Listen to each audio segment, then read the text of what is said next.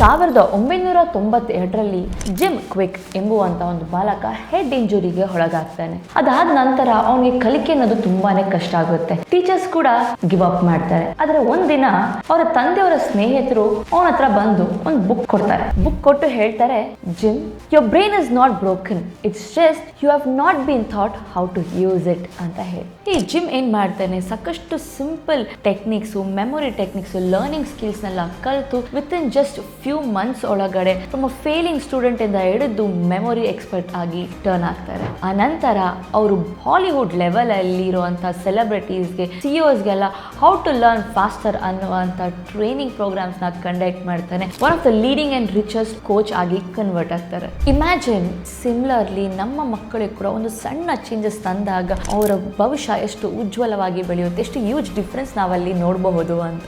ನಿಮಗೂ ಈ powerful learning techniques strategies ಎಲ್ಲ ಕಲಿಬೇಕಂತ ಆಸಕ್ತಿ ಇದ್ರೆ ಮೆಮೊರಿ ಬೂಸ್ಟ್ ಅಂತ ಹೇಳಿ ಕಮೆಂಟ್ ಮಾಡಿ, ನಾನು ನಿಮಗೆ ಡೀಟೇಲ್ಸ್ನ ಶೇರ್ ಮಾಡ್ತೀನಿ.